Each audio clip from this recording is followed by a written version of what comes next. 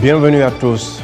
Une force régionale pour combattre le terrorisme, mais aussi en garante de l'ordre constitutionnel. C'est l'une des grandes décisions sorties du 62e sommet de la CEDEAO qui s'est tenu le week-end dernier à Abuja. Instrument d'intégration économique, politique et sociale depuis sa création en 1975, la CEDEAO inclut de plus en plus dans son projet la dynamique sécuritaire dans une région minée par le terrorisme. L'aspect lié au rétablissement de l'ordre constitutionnel évoqué par le président de la commission de la CEDEAO dans l'annonce de la création de cette force pourrait être plus controversé alors que 3 pays membres sont dirigés par des militaires. Les chefs d'État ont par ailleurs demandé à Bamako de libérer les 46 soldats ivoiriens encore détenus au Mali, un autre signe de malaise au sein d'une organisation qui cherche à parler d'une même voix pour tacler le terrorisme qui sévit dans la région. Cette force régionale était la réponse à l'insécurité et à l'instabilité institutionnelle en Afrique de l'Ouest. Réponse avec nos invités.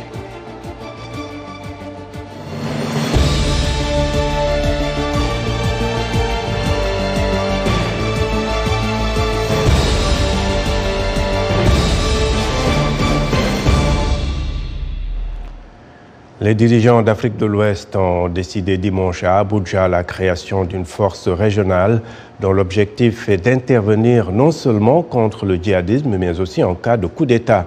La région fait face à l'instabilité sécuritaire et politique et a connu plusieurs coups d'État ces 2 dernières années. Les détails avec Ginny Niwa. Plusieurs pays d'Afrique de l'Ouest font face à la propagation djihadiste qui, partie du nord du Mali, a gagné le centre de ce pays, mais aussi le Burkina Faso et le Niger pour s'étendre ensuite vers le sud et le golfe de Guinée. Largement impuissantes, les armées nationales coopèrent avec des acteurs extérieurs comme l'ONU, la France ou encore la Russie. Les dirigeants sont déterminés à mettre en place une force régionale qui interviendra en cas de besoin, que ce soit contre le terrorisme ou pour rétablir l'ordre constitutionnel dans les pays membres. La CEDEAO fait pression depuis des mois pour un retour rapide des civils à la tête du Burkina, du Mali, de la Guinée, 3 pays qu'elle a suspendus de ses organes décisionnels. Le Mali et le Burkina ont été le théâtre de 2 putschs en l'espace de moins d'1 an. Les dirigeants se sont également penchés sur la transition dans les 3 pays en transition, le Mali, le Burkina Faso et la Guinée. Les dirigeants ont décidé de veiller à ce que la transition se poursuive dans les 3 pays. Il n'y a pas d'exception au retour de la démocratie comme convenu dans le calendrier de transition, dans l'accord de transition avec la CEDEAO.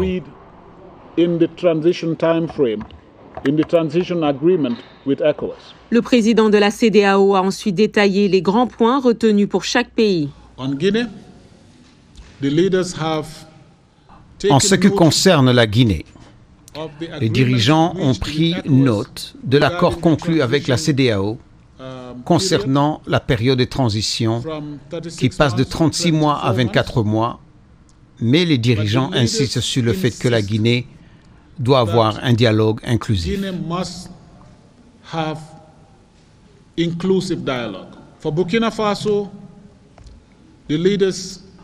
Pour le Burkina Faso, les dirigeants ont exprimé de sérieuses inquiétudes quant à la situation sécuritaire au Burkina.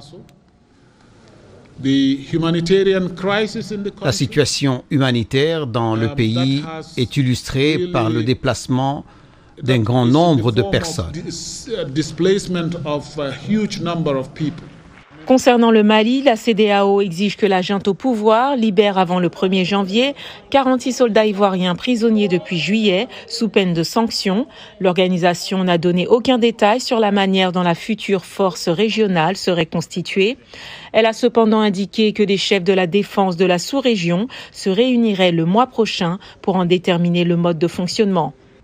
Pour rappel, la CEDEAO avait créé en 1990 l'ECOMOG, une force armée multilatérale ouest-africaine, pour intervenir dans la guerre civile au Libéria. Cette force permettait à plusieurs armées nationales de travailler ensemble.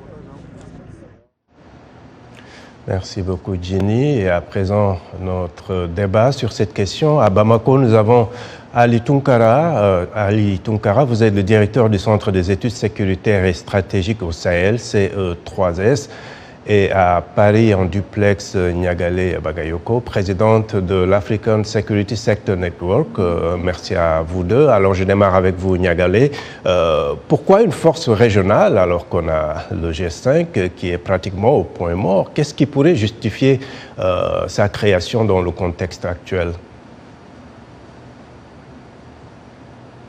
Alors, je pense qu'il est effectivement très important de rappeler quels sont les mécanismes existants. Il existe d'ores et déjà au sein de la CEDEAO une force africaine en attente qui est d'ailleurs intervenue par le passé, notamment en Guinée-Bissau, qui est toujours présente en Gambie. Et c'est ce mécanisme donc de la FAC, selon le sigle que l'on utilise, qui fait partie de l'architecture africaine de paix et de sécurité instaurée au niveau continental, qui est censée intervenir dans les situations conflictuelles selon le mécanisme établi en 1999.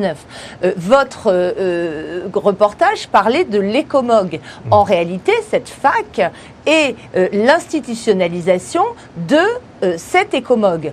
Mais il y a une ambiguïté dans le communiqué final du sommet ordinaire, c'est-à-dire qu'on parle très clairement de la mobilisation de la FAC dans la lutte contre le terrorisme, et c'est à ce titre que le comité des chefs d'état-major est sollicité pour définir des plans d'intervention, comme il avait fait en 2012, mais le communiqué parle également de la création d'une force qui serait habilitée à intervenir en cas de modification de l'ordre constitutionnel. Il n'est pas clair du tout, à cet égard, de savoir si c'est la FAC ou une nouvelle force qui sera différente dans ces questions relatives aux prises inconstitutionnelles ou de maintien au pouvoir.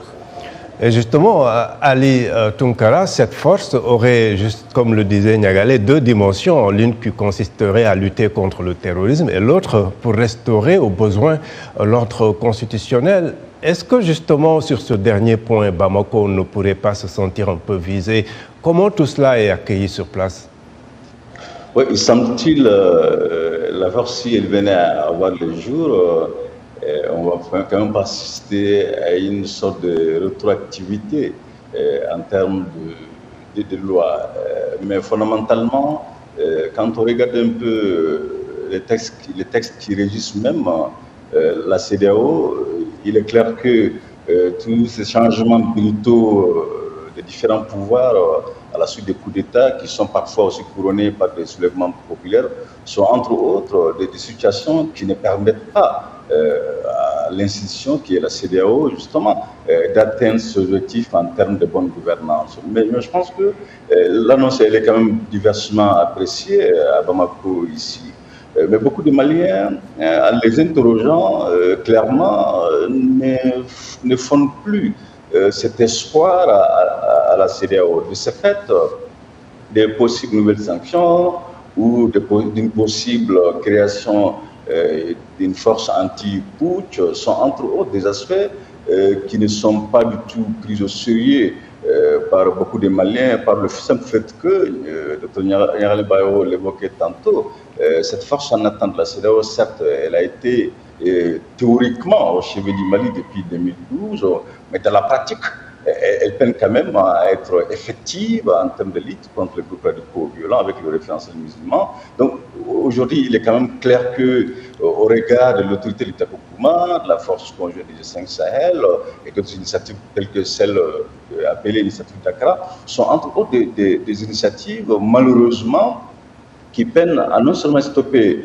l'avancée de la nébuleuse terroriste dans le Sahel, mais dans le même temps, sont des initiatives qui sont en grande partie soutenues, voire réfléchies à partir des chancelleries occidentales. Donc toutes ces raisons font qu'aujourd'hui, beaucoup de Maliens ne peuvent pas se permettre de nourrir un quelconque espoir vis-à-vis d'une telle force.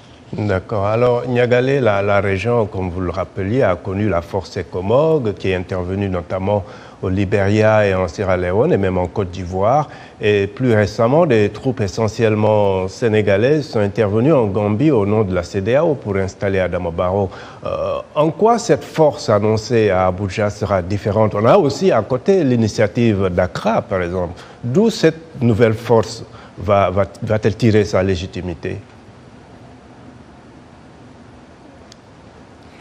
Donc je répète qu'il ne s'agit pas d'une nouvelle force, qu'il s'agit de la force en attente de la CEDEAO, qui existe, qui est opérationnelle, mais qui dépend de la volonté des États membres de la sous-région d'y affecter des contingents, qui dépend également des moyens dont disposent ces États membres. Si l'on se souvient bien, en 2012, la CEDEAO a été la première à affirmer vouloir se mobiliser pour intervenir au Mali. Oui. Il y a eu des pourparlers qui ont duré plus de 6 mois, justement au sein du comité d'état-major, qui n'ont jamais abouti, ce qui a ensuite expliqué l'intervention française. Aujourd'hui, la difficulté est, comme vous l'indiquez, et comme le disait M. Tounkara également, que d'une part, la CEDEAO est traversée par une crise de légitimité, notamment parce que son agenda qui visait à créer une CEDEAO des peuples en remplacement d'une CEDEAO des États n'a jamais été mis en œuvre réellement depuis 2007, à la grande déception des populations, et d'autre part parce qu'effectivement cette intervention de 2012 n'a jamais eu lieu et les problèmes notamment logistiques et d'équipement et de moyens financiers de ces États de la CEDEAO n'ont pas été résolus depuis cette époque-là. Donc la CEDEAO devra démontrer ses capacités, mais à mon avis peinera sans doute à le faire. Est-ce que ce ne serait pas mieux, Niagalé, de séparer un peu les deux, l'aspect lutte contre le terrorisme et peut-être la question de l'ordre constitutionnel, Niagalé? Absolument, et c'est là qu'il y a vraiment une ambiguïté qui va devoir être levée parce que, comme je l'indiquais précédemment, il est question d'une part de la force existante et d'autre part d'une force, donc de la force existante qui serait appelée notamment à conduire des opérations cinétiques de lutte contre le terrorisme et d'autre part d'une force à créer qui lutterait contre les changements d'ordre non constitutionnel. Il est très important de mentionner aussi que la CEDEAO a d'ores et déjà des instruments censés lutter contre ces prises de pouvoir inconstitutionnelles, notamment à travers son protocole de 2001 sur la démocratie et la bonne gouvernance. Et le communiqué rappelle qu'un processus de révision de ce protocole a été lancé. Mais même si l'on doit se réjouir de voir que ce n'est pas le terme de coup d'État qui est utilisé, mais celui de changement inconstitutionnel, ce qui inclut également les manipulations qui peuvent être menées par des régimes civils. On ne voit pas bien les manipulations de constitution.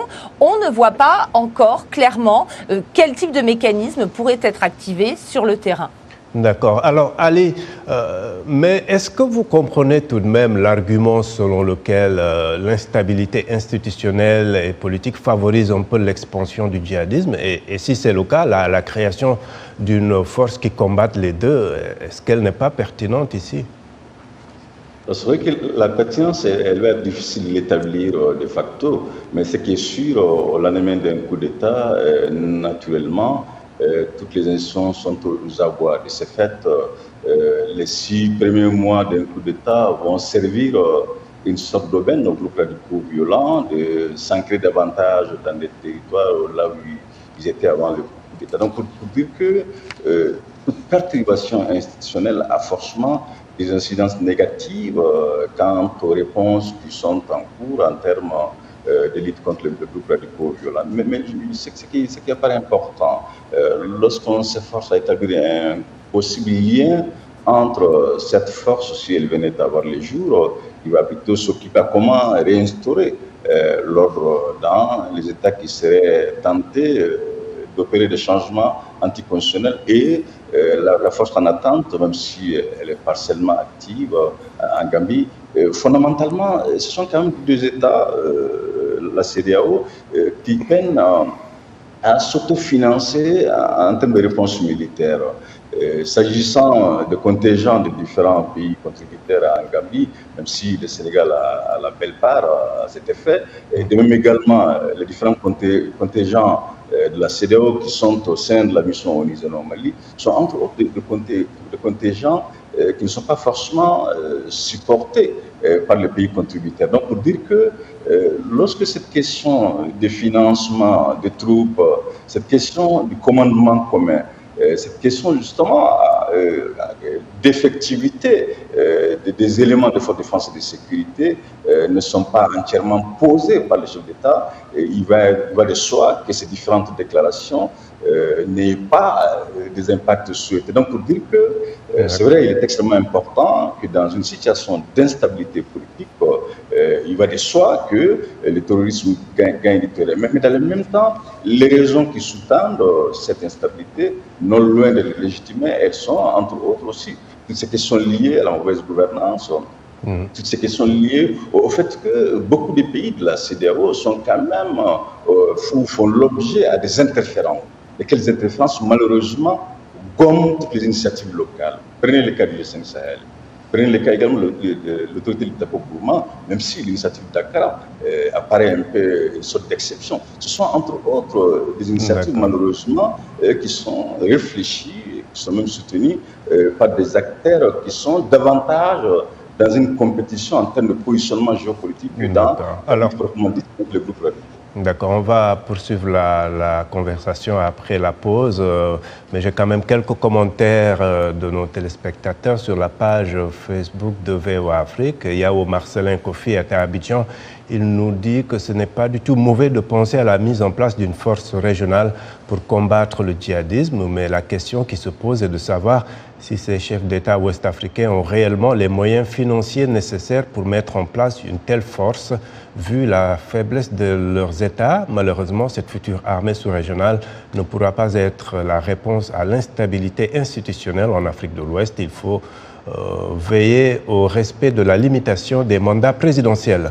Aruna Doumbia est à Bamako. Il écrit « Cette force anti-coup d'État serait un moteur de la multiplication des coups d'État et de soulèvements populaires. À mon avis, il devrait débattre sur la question de la mauvaise gouvernance des États en proposant des solutions. » Et puis Suleiman Ouedraogo à Ouagadougou, il nous dit que lutter d'abord contre le terrorisme, après vous verrez pour le reste. Merci de rester fidèle à VOA Afrique. Washington Forum revient après une courte pause.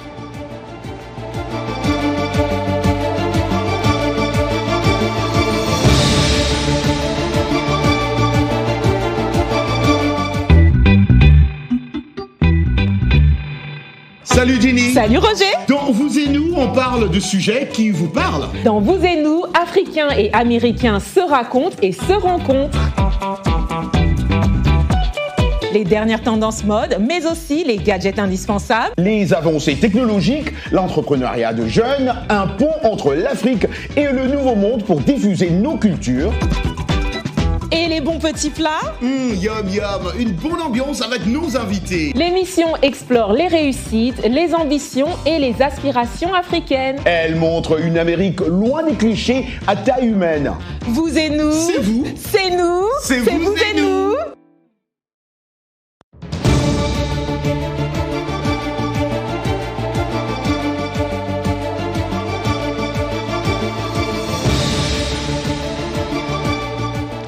Heureux de vous retrouver pour la seconde partie de Washington Forum et je rappelle nos invités sur Skype à Bamako, Ali Tunkara, directeur du Centre des études sécuritaires et stratégiques au Sahel, CO3S, et en duplex à Paris, Niagale Bakayoko, présidente de l'African Security Sector Network. Alors, Niagale, comment les pays de la région peuvent-ils résoudre plutôt ce dilemme?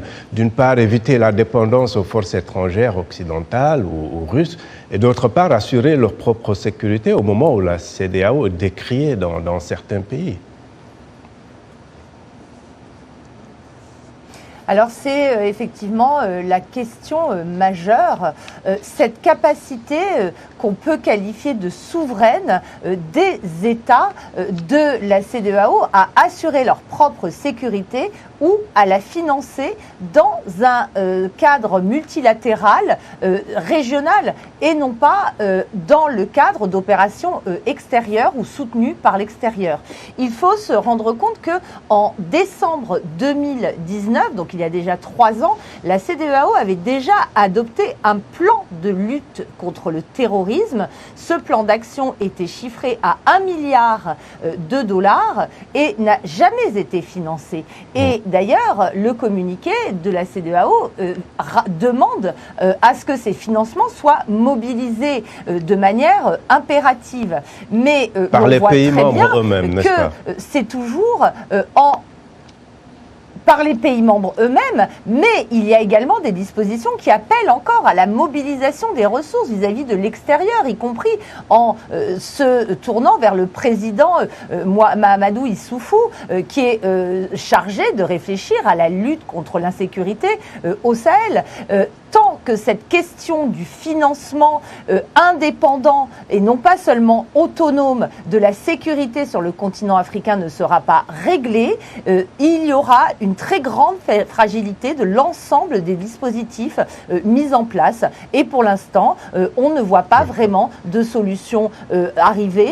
C'est l'une des raisons pour lesquelles le G5 Sahel, notamment, n'a pas pu satisfaire les ambitions qu'il s'était fixées. Oui, mais en même temps, Ali Tounkara, beaucoup ont souvent dénoncé ce qu'ils considèrent comme un manque de solidarité africaine dans la lutte contre le terrorisme, dans les pays frappés comme le Mali.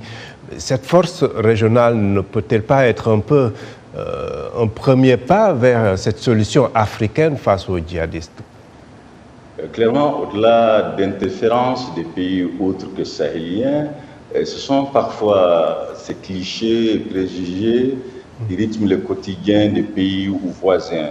Vous allez vous rendre compte que lorsque l'insécurité, lorsqu'on parlait le cas du Mali en 2012 par exemple, ces pays qui l'entourent, en l'occurrence le Burkina Faso, et le Niger, même la Mauritanie à certains égards, ne voyaient que le Mali comme le maillot faible, sans pour autant s'interroger sur la possible propagande de cette menace terroriste. Donc les États sont clairement dans ces clichés, de même également côté malien. L'impression qui est dégagée, c'est de dire que voilà, ce sont des pays comme le Niger, le Burkina Faso et la Mauritanie qui dérouleraient le tapis rouge au terrorisme malien. Donc pour dire que au-delà des questions d'interférence, au-delà de ces difficultés qui sont évidentes liées à la mobilisation de ressources financières, les différents États membres de la CEDEAO ont du mal aujourd'hui à s'accorder sur l'essentiel sans pour autant succomber à ces clichés, sans pour autant succomber parfois à cette épineuse question de financement.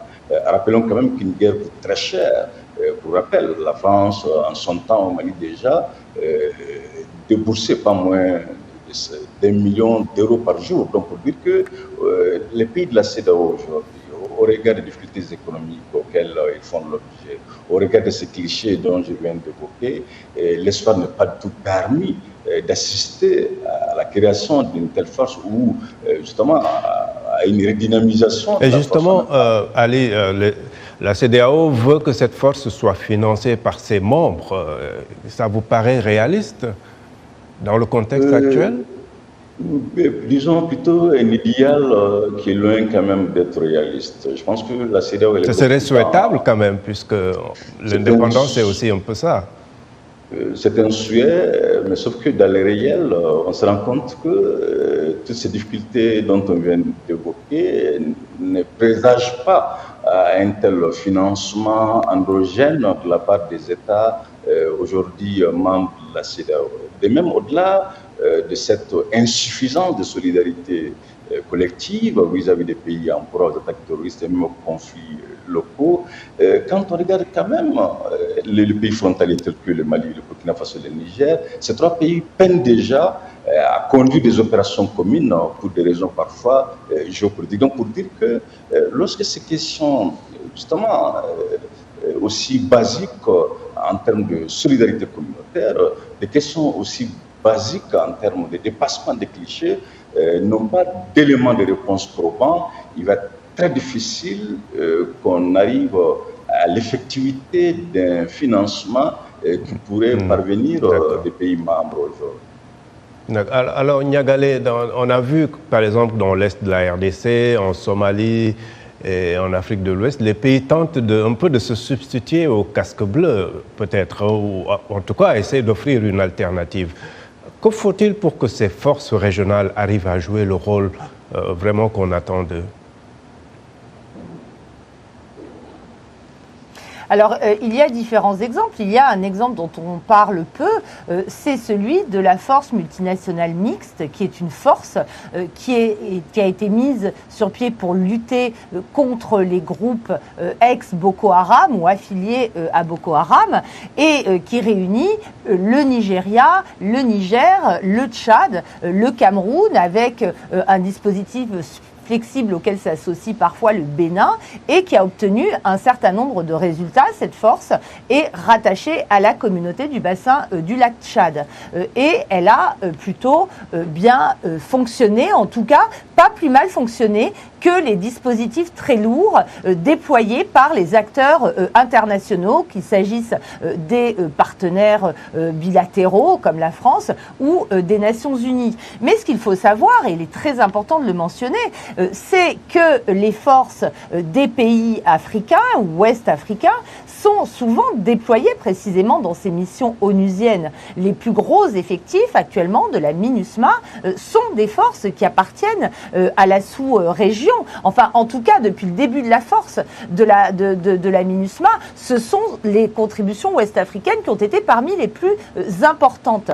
Mais aujourd'hui, il y a cette question de l'autonomisation et une solution qui est envisagée également, mais qui ne pourra pas fonctionner sans le soutien extérieur, c'est celui d'une force de type AMISOM, qui était cette fameuse mission sous l'égide de l'Union africaine, qui a été déployée avec certains résultats en Somalie dans le cadre d'un financement de l'Union européenne. Mais l'on voit encore que le rôle des partenaires extérieurs resterait absolument central dans ce type d'arrangement.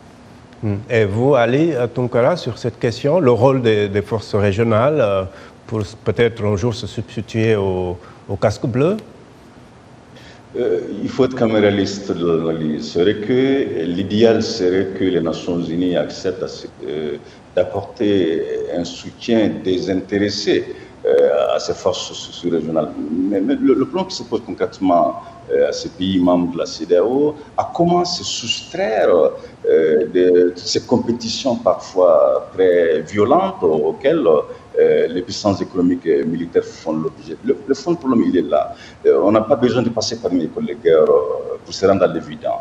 Dans le contexte malien, par exemple, rien n'empêche aujourd'hui le Conseil de sécurité des Nations Unies de responsabiliser, par exemple, l'Union africaine au nom même justement de cette solidarité collective. Mais malheureusement, toutes ces initiatives qui allaient dans ce sens depuis 2012, pour le cas de la crise malienne, justement, n'ont pas pu permettre d'arriver à des résultats importants. Donc, pour dire que les chefs d'État de la CEDEAO, malheureusement, pesent très peu dans ces jeux géopolitiques et stratégiques dans le monde.